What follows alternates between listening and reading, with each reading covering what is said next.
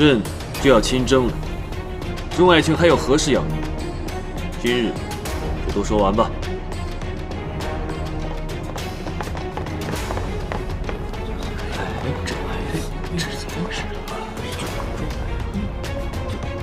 什么情况？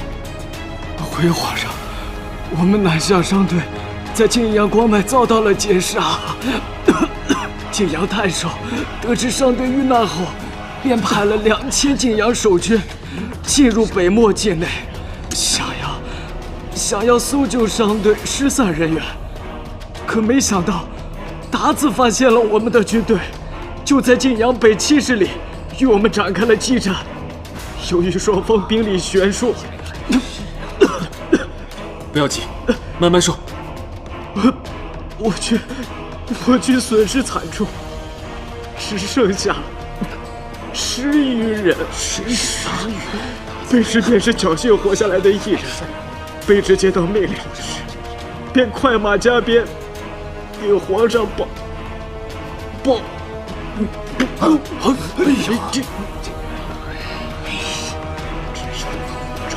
我看看，快带下去。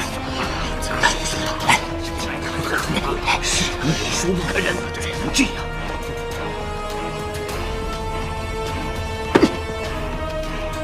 北漠达子欺人太甚，朕终于有了出兵的理由。事不宜迟，办大人。皇上，下头录檄文，朕要踏平北漠。是皇上。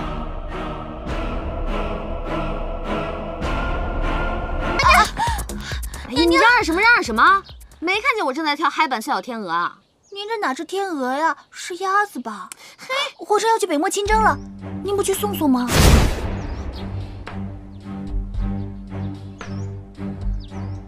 你怎么知道的？整个皇宫都知道了。这么快？齐生他为什么这么快就走？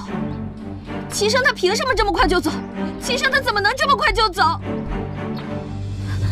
人家还没有享受个几天呢。齐生他不能这么不负责任。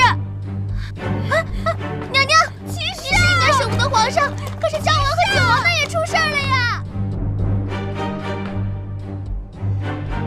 北漠一事，你等心里都清楚了吧？达子欺人太甚，理当严惩不贷。是啊，一直说打不打的，这次也正好师出有名了。不过皇上是怎么想的？这次怎么把我给叫上了？朕要御驾亲征，想问问你们二人对此有什么看法？我们能有什么看法呀？皇上的决定向来都是很难改变的。那好，朕要告诉你们，朕不但要亲征，还有意让你们二人与朕一同北征。不知你们二人意下如何？能随皇上御驾亲征，是臣弟的荣耀。虽然不是什么好差事，不过也总比没事干强。我没有异议。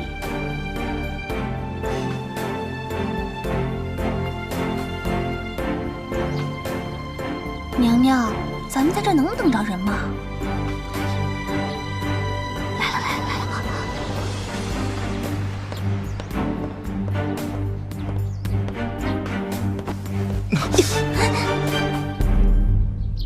鹏鹏，你力气为何如此之大？练的。练的。哦。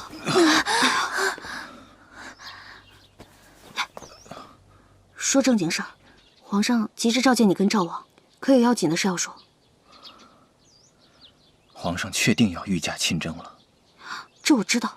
皇上命我和赵王一同前往。赵王他根本就……小点声，绿莲，一会儿回去再哭。先听九王把话说完啊。令人费解的是，你父亲张放依旧戍守圣都，并未派去北征。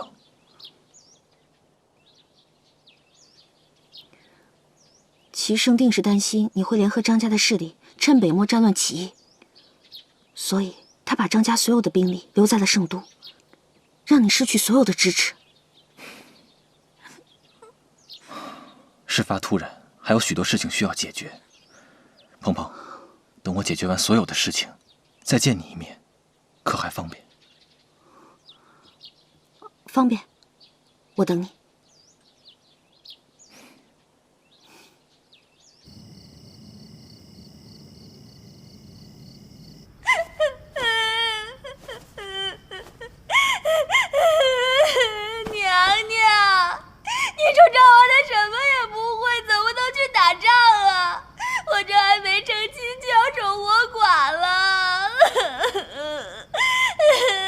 绿篱啊，你哭可以，别这么损人行吗？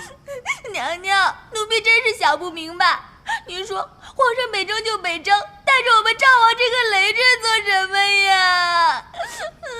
哎，齐胜啊，是对这2个兄弟不放心啊。与其把他们留在圣都，不如带在身边看着呀。绿篱啊，你可要做好心理准备啊。什么准备？赵王要是敢在北漠找个野蛮女人，我就抓破他的脸。我不是说那个，齐胜这次带着他们2个出征啊，都不用亲自动手，仅是兵荒马乱就足以让他们朝不保夕了。我们都要做好这个心理准备。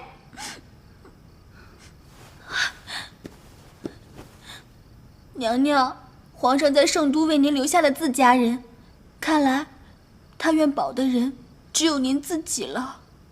往好处想，齐胜是想给我身边留个可用之人；但是往坏处想，他这是要铲除我身边的势力啊，然后再将我和张家一举拿下。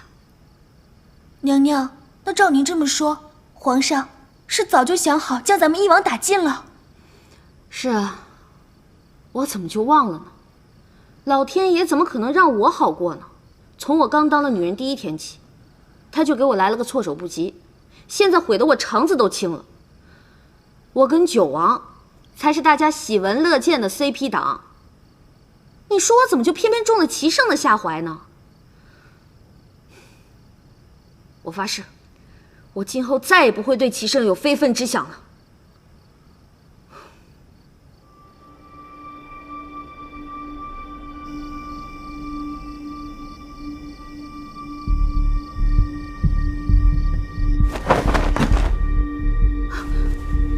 杨言吗？你是谁？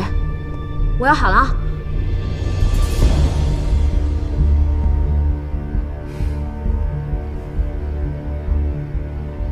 鹏鹏，是我。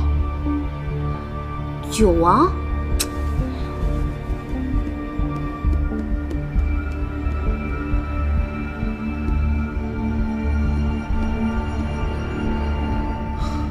鹏鹏不必紧张，我已经让杨言查探好了一切情况，才帮我翻进来的。那就好。北漠的事我已经安排好了。你是怎么安排的？齐胜身为一国之君，不听群臣劝阻，执意北伐，导致国力消耗，民生积怨，更让自己身死疆场，这也算是罪己诏了。也就是说，那个时候齐胜已经……没错，我打算安排几个死士，趁着战乱，神不知鬼不觉地刺杀齐胜。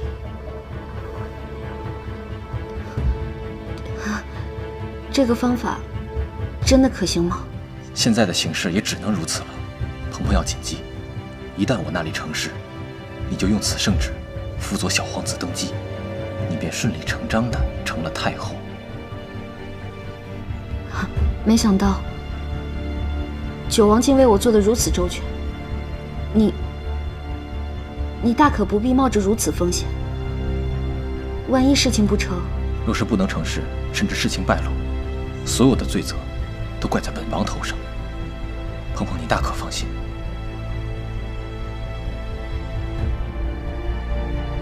你为我做了这么多，我竟无以为报。我实在觉得亏欠你太多了。鹏鹏为什么要说这样的话？难道鹏鹏的心意已经变了？不然为何会说出亏欠二字？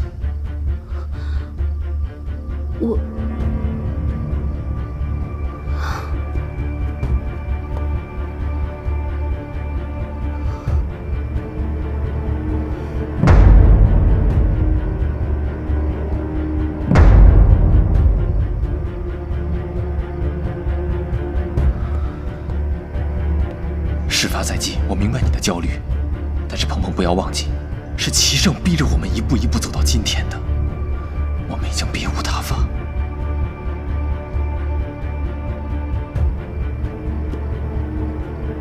九王，我的心意不会再变了。即便是从前我有愧于你，但是从今往后，我一定遵守我们之间的约定。你为我所做的一切，我都谨记于心。我更清楚自己选择的方向和要走的路，请你放心吧。那好，还是那句话，只愿你永不负我。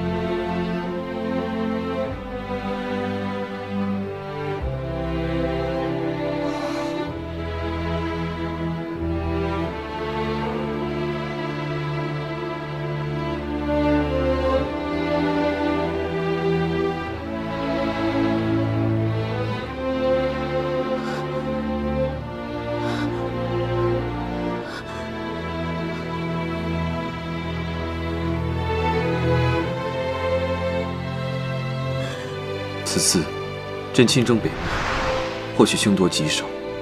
万一朕回不来了，浩儿便理所当然继承皇位，而你便要辅佐浩儿。你放心，在我把权杖交给你之前，会替你把权柄上的金丝都除了。朕只想问你，你希望朕活着回来吗？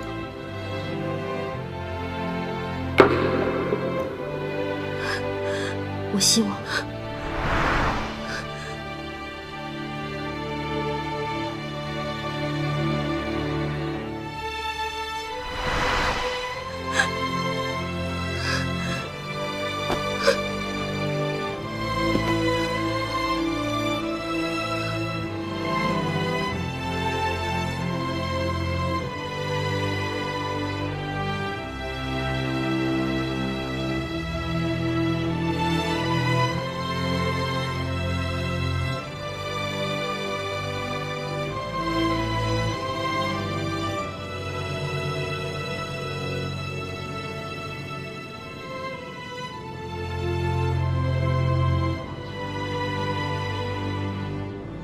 不许你走！我不许你走！我不许你走！不许你走！我不许你走！哎呀，小姑奶奶，我又不是不回来。哎呀，不许你走！我去了又不是不回来了，我回来马上让皇后放人，好不好？再说，如果我回不来的话，你……呸！不许说这种话！快蹦3下！蹦3下？嗯。我呸！行了吗？再蹦3下。再蹦3下。嗯。我呸！还要蹦3下。还蹦3下。我呸！我呸！我呸！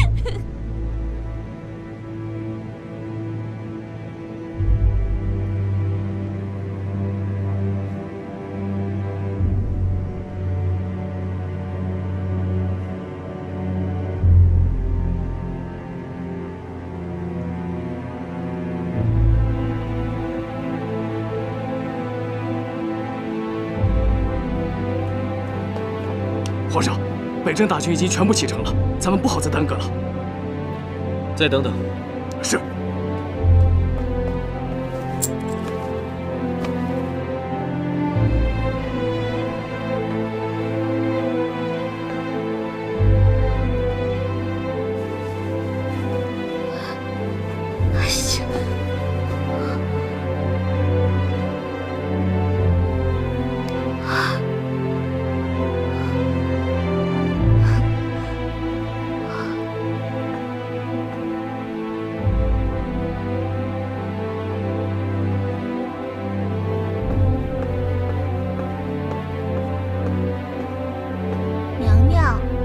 大早把这些衣服脱了穿，穿了脱的，您这是怎么了？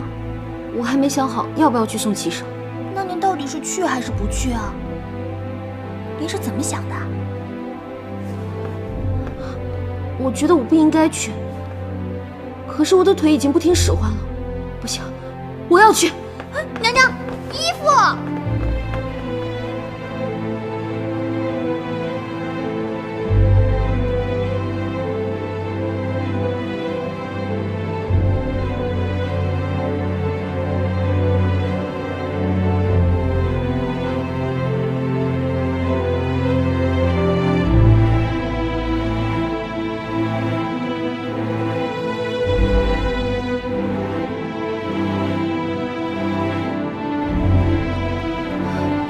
皇上，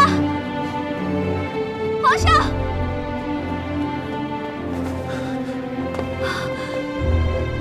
皇上，皇后为何这么晚才来？我没想好要不要送你了。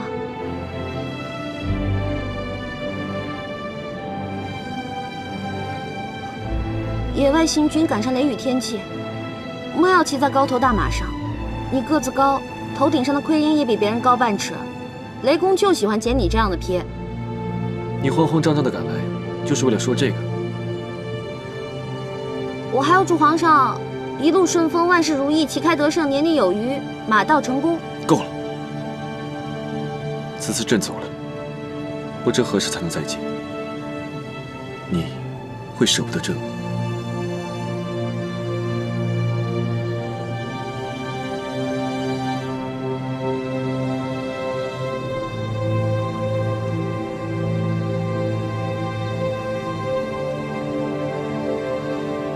算了。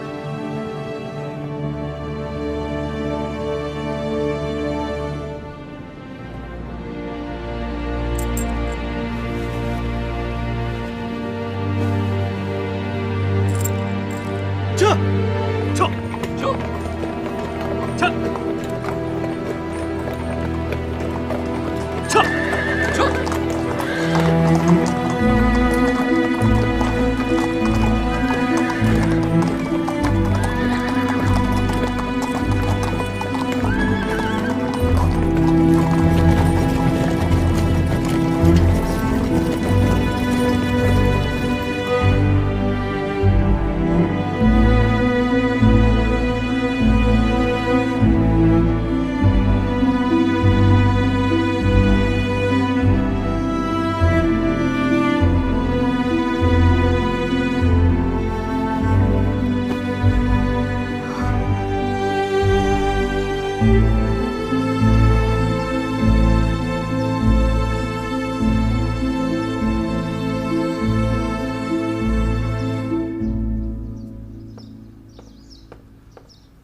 娘娘，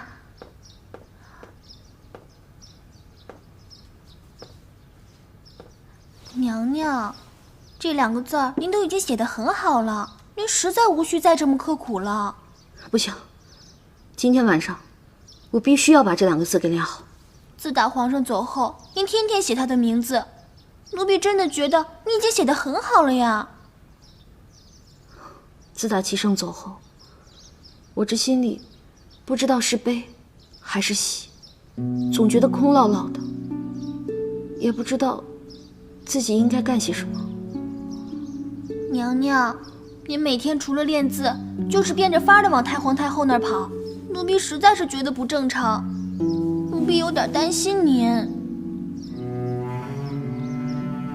在这宫里，要数齐胜和太皇太后关系最好。如果他写了一封家书什么的，肯定会写给太皇太后的，所以我才每天去缠着他老人家，想探探口风。娘娘，您看您都快魔怔了，要不我们想点别的事情做，转移一下注意力？不行，我今天还要去趟圣宁宫，万一有消息了呢？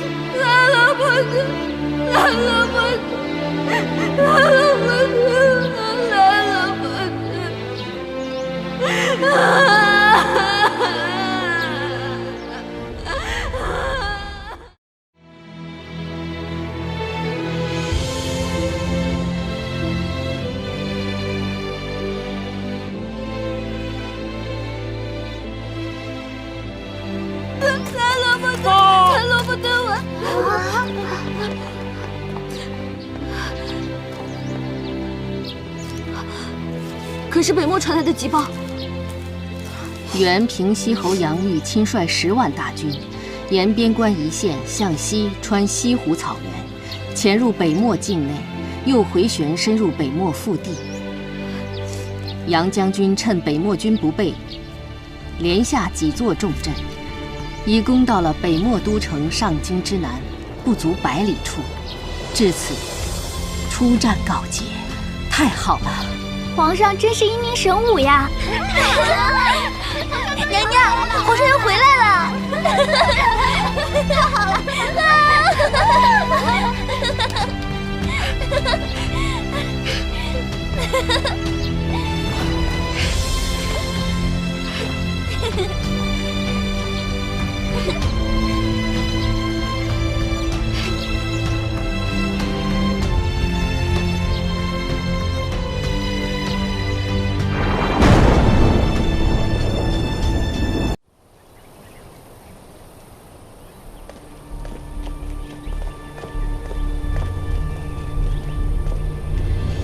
前几日的小规模突袭已经初显成效，现如今，鞑子们已经被我们搞得团团转，早已乱了阵脚。接下来，你们要提起精神，千万不可懈怠。臣弟认为，目前我们已经取得了许多次小规模的胜利，是时候和鞑子们打上一仗。届时由皇上您亲自坐镇，定会鼓舞士气，大胜而归。正面作战不是不可，只是臣以为现在时机还未到。我们还需要击溃北漠的各个战略要地，到时候我们再正面作战，才可谓是万无一失啊！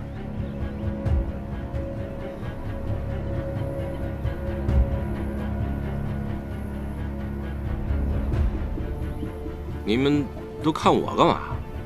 你们指哪儿我打哪儿，看我有什么用？真想听听，你觉得现在与鞑子正面作战如何？正面作战，应该，但是，话虽然这么说啊，再考虑的周全些，再正面作战也不迟。那好，赵王听命，就由你来负责带兵，去拿下北漠都城附近的重镇。让我带兵，还重镇？我没听错吧？没错，就是你。还希望二哥不要辜负朕对你的期望。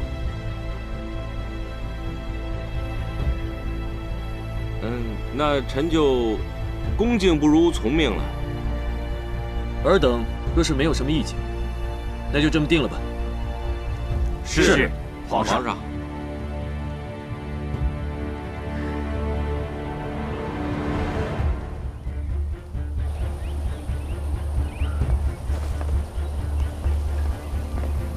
刘御史，辛苦了。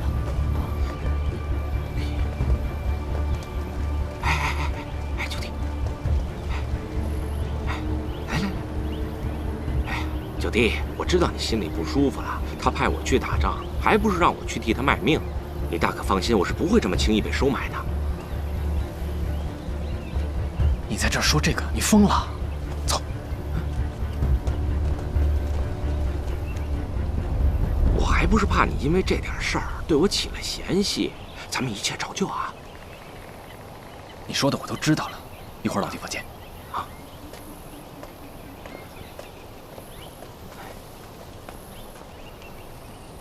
皇上，您明知道赵王与九王已是狼狈为奸，蛇鼠一窝，又另有图谋，为何还对他委以重任？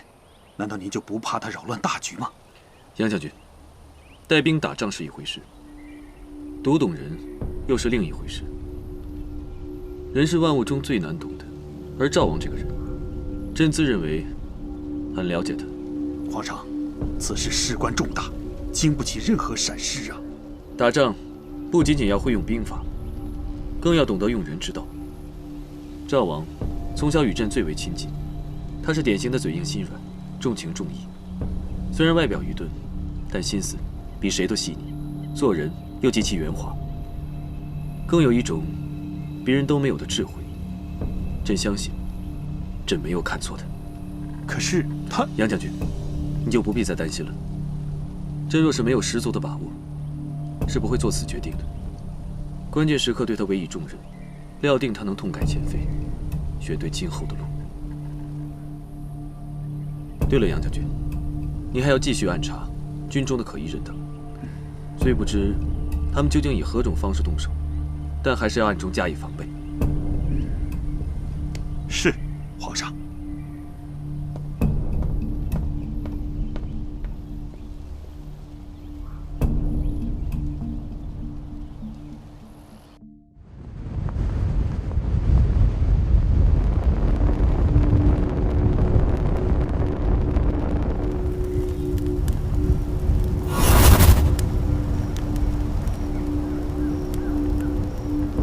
杨玉将军一到这儿，摆明就是皇上的人，这摆明就是和咱们已经撕破了脸。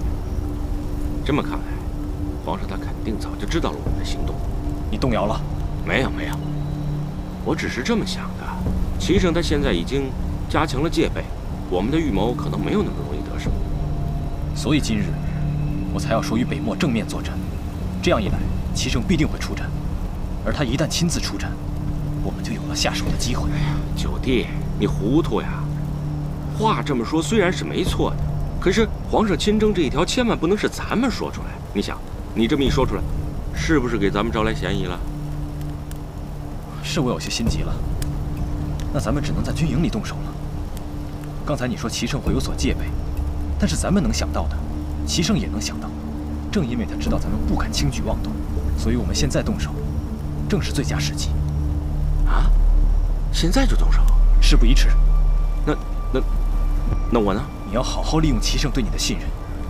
我已经有了一个万全之策。你说。我的办法就是，预先支走齐胜营帐周围的守卫，趁守卫懈怠之时，由你赵皇带着死士们进入齐胜的营帐。我去？我万一露了馅了呢？那已经不重要了，因为必须要在他对你们怀疑之前进行刺杀，绝不给他求救的机会。等到事成之后，你一个人走出营帐，给我发一个信号，我看到信号，就会立即赶过去处理后事。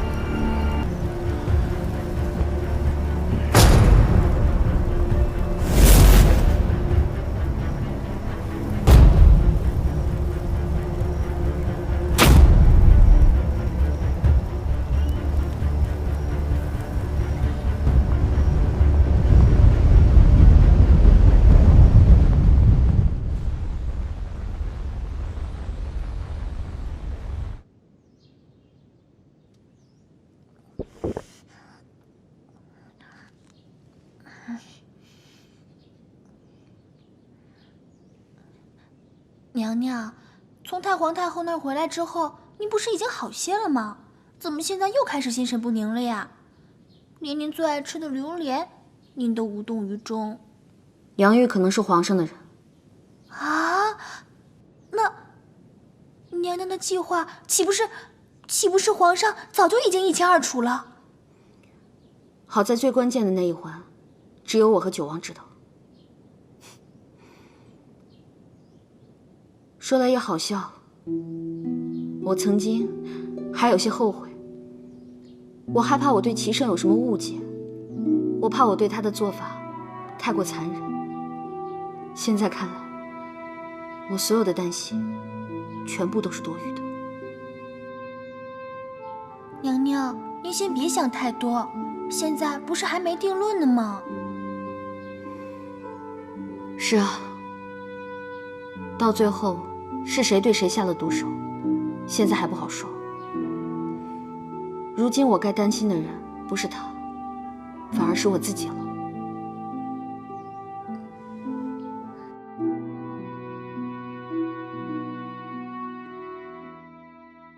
嘿咻嘿咻嘿咻嘿咻嘿咻嘿咻嘿咻嘿咻嘿咻嘿咻嘿咻嘿咻。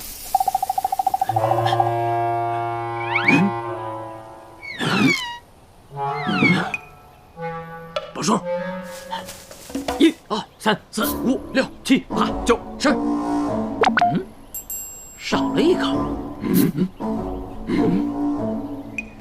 石赵王还没来，让你说话了。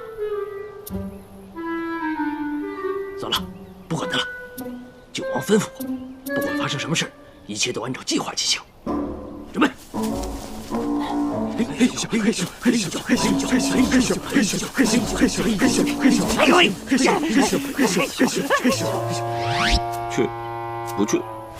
去，不去，去，不去，去，不去，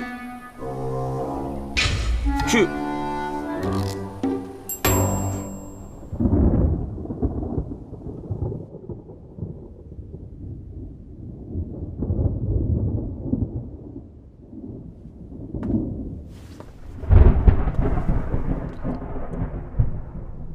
要下雨了，你们也累了，都回去歇息吧。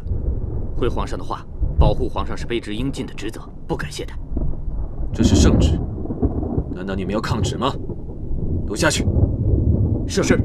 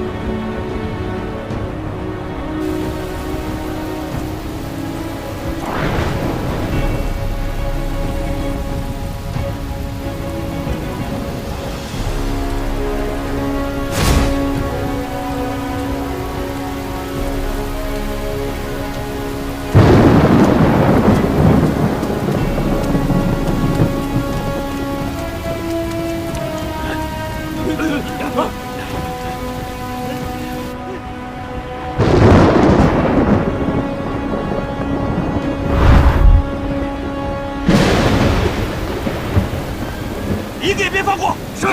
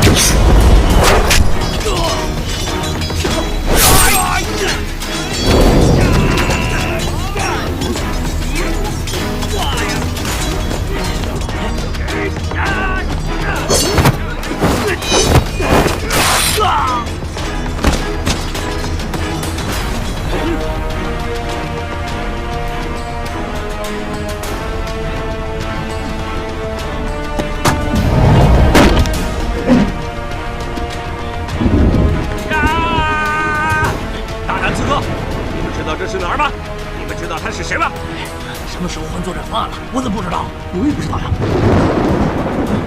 皇上，是我来保护你。这是添什么乱？跟你们拼了！兄弟们，上！等等，我要暗器。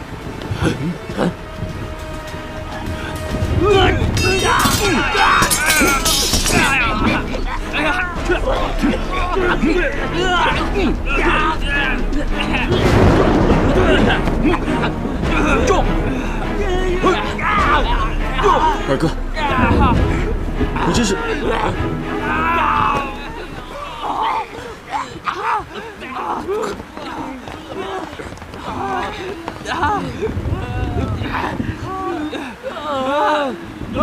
都给我拿下！是。皇上，他这是？我没事，让他留在这儿吧。去，你们先下去。是。走，都带走。来，下，走，走，快点，走。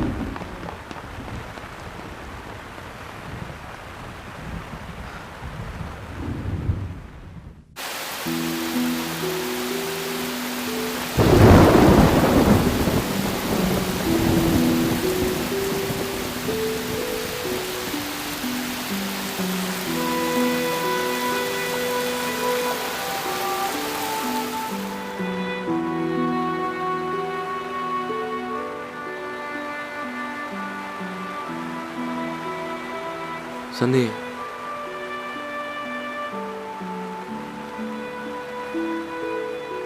你还记得，你我二人是兄弟。我一直把你当做兄弟，没有把你当做皇上看，所以我才敢跟你顶嘴，所以今天才会出来救你。你呀，真是撞了南墙才回头，见了棺材才落泪。为何不一开始就选对了人呢？唉，说白了，我这人就是贱。哎，你夺走了我最心爱的女人，我原本是恨你，我恨你为什么夺走了你，却不好好珍惜，我甚至想杀了你，但是你偏偏有时候给我一些小恩小惠，虽然我嘴硬，不领情，但是我心里一直都挺感激你。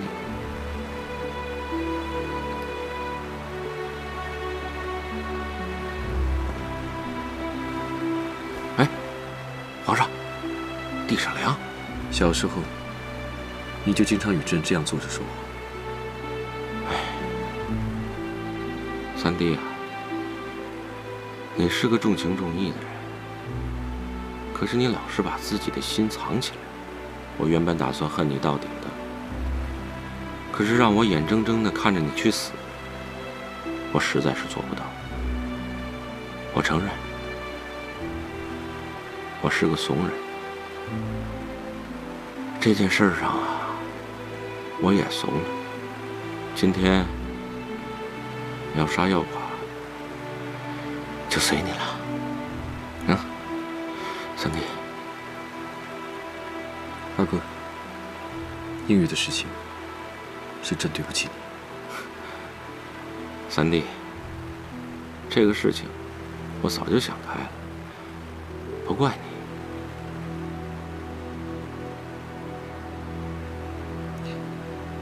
你我之间的恩怨，今日就一笔勾销。以后，你要好好的帮朕打江山。我可是曾经害过皇上的人，三弟还能信我？朕早就笃定，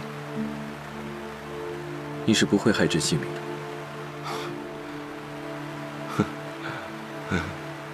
三弟啊，论智慧，我真是一辈子都输给你了。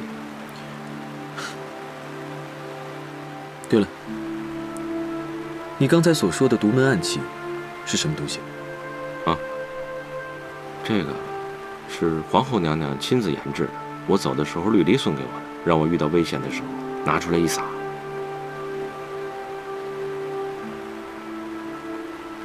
野外行军赶上雷雨天气，莫要骑在高头大马上。你个子高，头顶上的盔缨又比别人高半尺，雷公就喜欢捡你这样的屁。是他。皇上想娘娘了。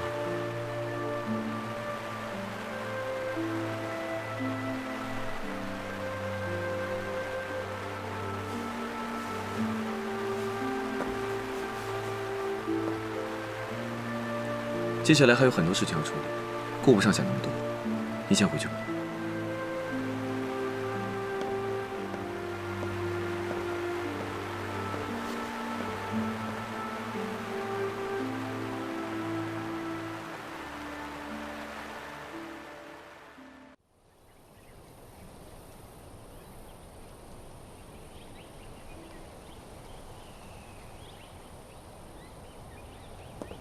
皇上，启禀皇上，经过连夜拷打，那些刺客依然没有一个人招供的，有几个还咬舌自尽了。毕竟是死士，也算忠心。这样的人，朕是尊重的。传令下去，咬舌自尽的那几个死士，找个地方好好埋葬吧。皇上，那些人都是弑君之罪呀！朕从来不在乎这些蝇头小事。你应该更清楚，真正有弑君之罪的人是谁。现在，能不能问出幕后指使，已经不重要了。所谓司马昭之心，路人皆知。去吧，把九王找来。是。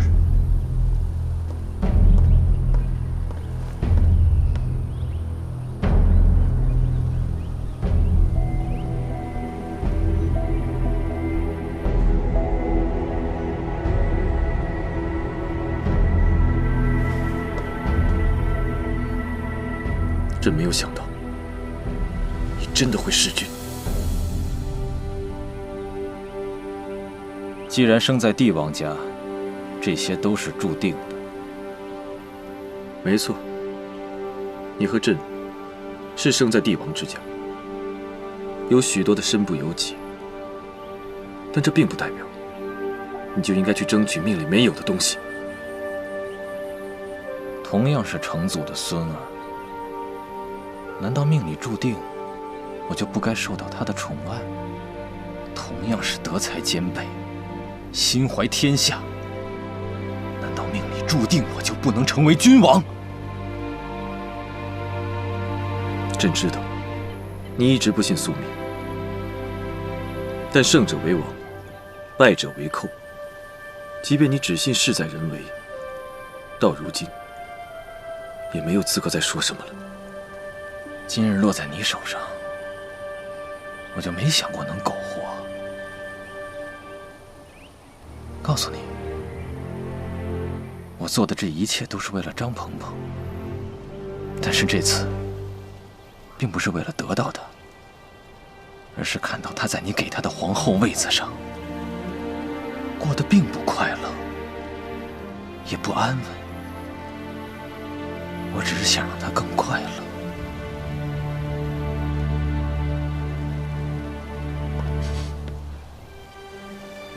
你可知道，张鹏鹏便是与你这一世最没有缘分的人。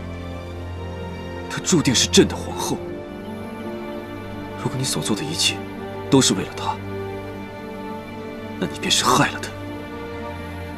原本她可以安然无忧地做一个皇后，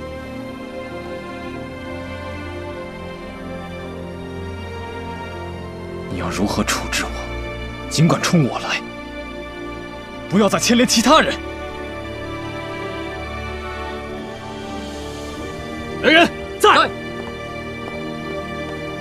把九王关押起来，听候处置。是。不要碰我，自己会走。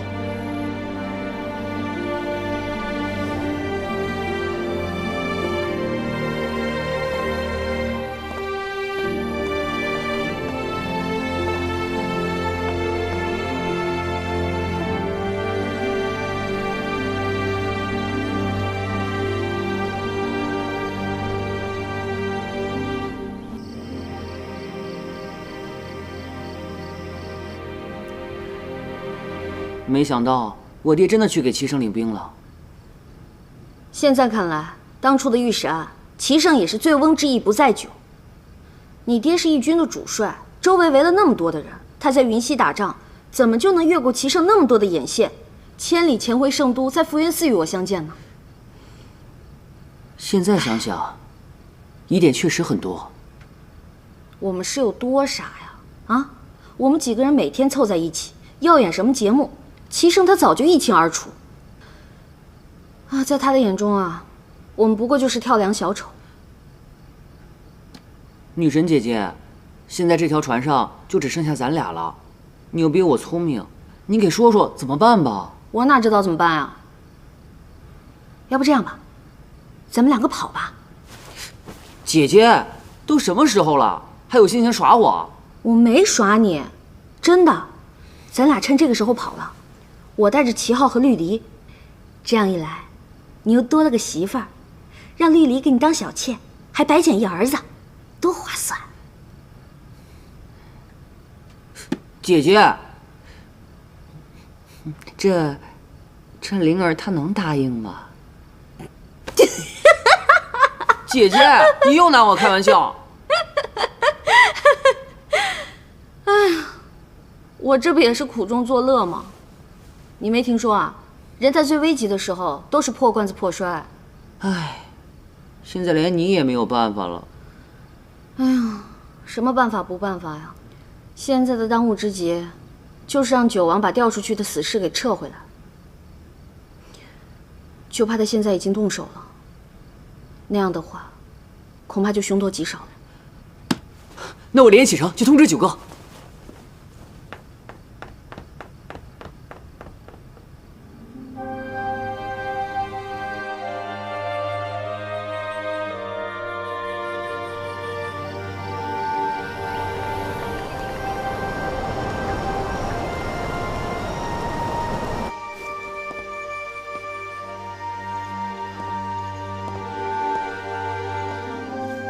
皇上，臣已经命我三儿子杨素亲自安排好对九王的看押。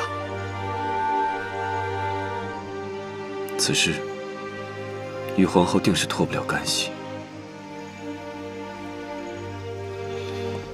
皇上，您不是要废后吧？朕早就想废后了，只是对张鹏鹏，朕一直狠不下心来。臣该死，臣不该在此时提起此事。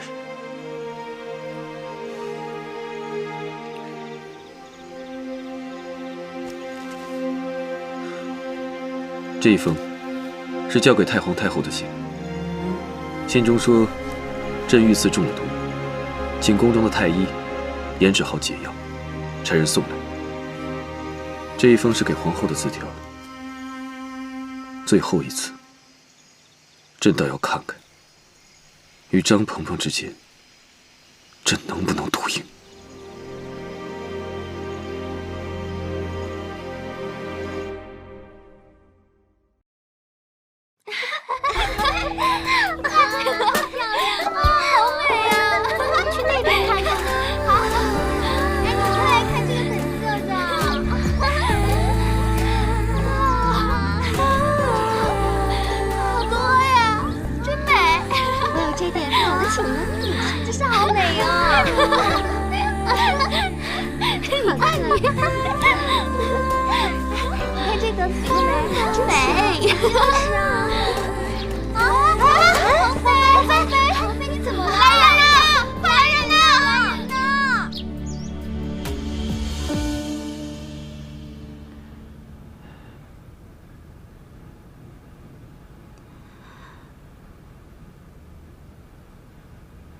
怎么样，张太医？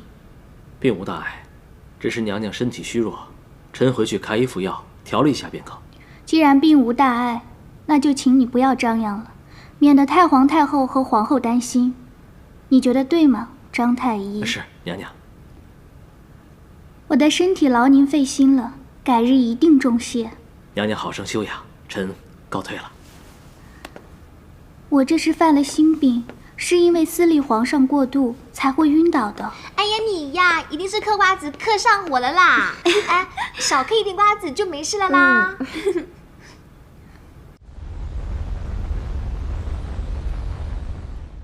皇祖母，你这么着急把我叫过来，是不是又有什么消息了？啊？北边传来密奏，皇上遇刺了，刺客兵刃淬毒。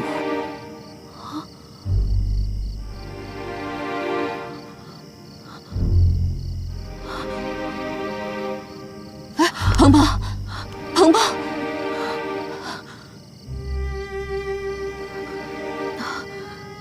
皇上他还活着吗？没有伤到要害，只是毒性极强。皇上现在已经昏迷了。咱们治出解药了吗？圣儿虽然中毒，可脑子还算清醒，兵器早已送回圣都，解药今早已经制出。可是要把解药送到皇上那里，至少需要10余日。也就是说，即使把解药送过去，也不一定派得上用场。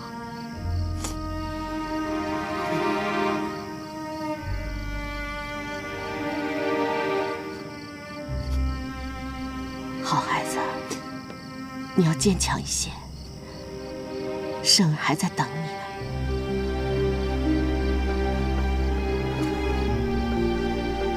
这是圣儿让我给你的信。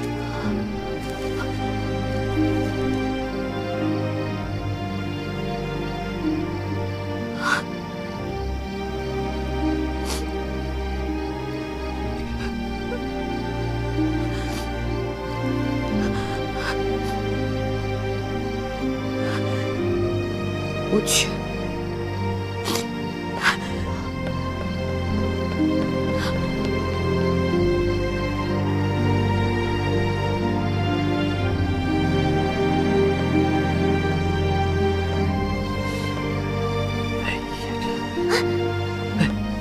微臣给皇后娘娘请安。娘娘，什么事啊？张太医。怎么了？娘娘，可是送去北漠的药出了问题。什么？不是。那是什么事？皇后娘娘，这臣实在不知如何开口啊！今日皇妃娘娘在御花园晕倒，微臣为她把脉，发现她已经有2个多月的身孕了。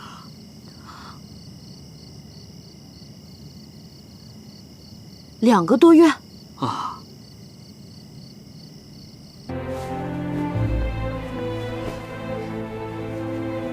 绿篱啊，我们是去送解药，不是去旅行，少装点啊。即便如此，也不能让娘娘苦着呀。什么叫苦着呀？齐胜现在正奄奄一息地躺在病床上，也许这一切都是因为我。娘娘，怎么能说是因为您呢？我现在好后悔。齐胜走的时候问我会不会舍不得他走，我当时没有说出口，现在后悔都没有机会。如果当时我跟他说出了那句话，他也不会孤独的等死。娘娘，您先别把什么责任都往您自己身上揽。您先听奴婢说一句，奴婢跟了您这么久，多少也是学到了点东西的。您怎么就不想想，皇上早就知道九王要在北漠谋反，定会有所防备的，怎么会突然遇刺呢？而且到现在也没有听到给九王治罪的消息啊！你说的这些我不是没想过，我就说嘛，我这个脑袋都能想到，娘娘肯定是留好后手了吧？这次真没有。啊！娘娘，别人的安危我可不管，但是您我必须得管。您就没有想过，皇上这次如果是故意把您引过去，您可就没有后路可退了。现在我真的想不了那么多了，我只想着，但凡有1/1000的机会，齐胜在病榻上等着我，这个北漠我是去定了。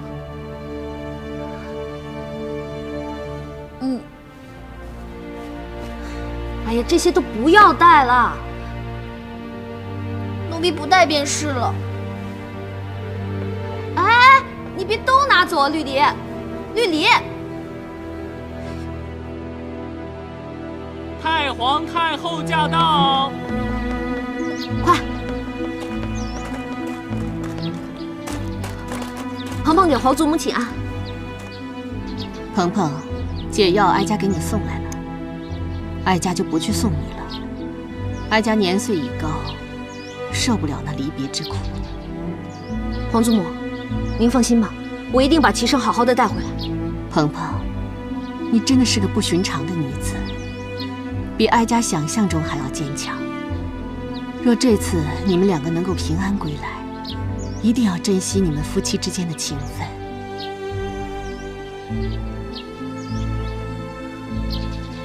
快把解药收好。皇祖母，您放心吧，我就在这儿跟您告别了，保重。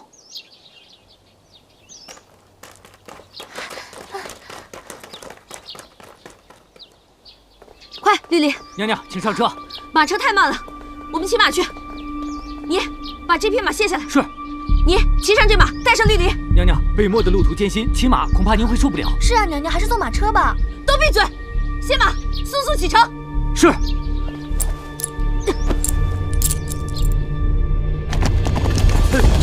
救！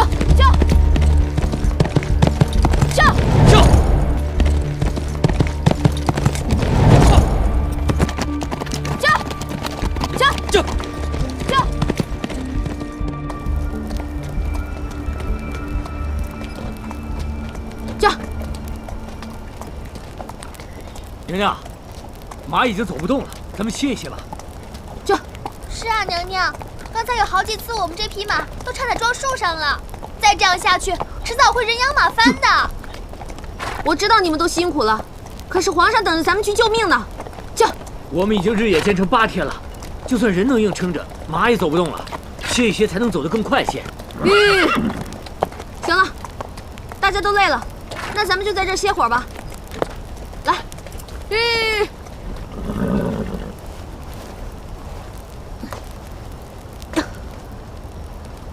来，那边马都牵过来。哎，来，这。娘娘，你没事吧？我没事，走，歇会儿。娘娘，您别太担心了，你要相信皇上，他吉人自有天相。我明白，尽人事，知天命。可是我就怕在我这个环节上，耽误了他的性命。哎，你说，哎。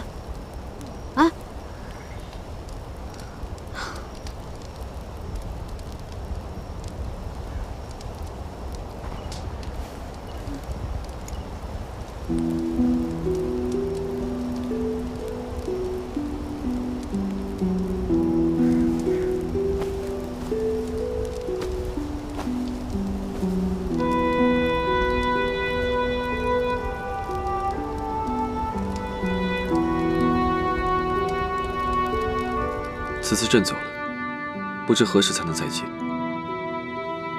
你会舍不得朕吗？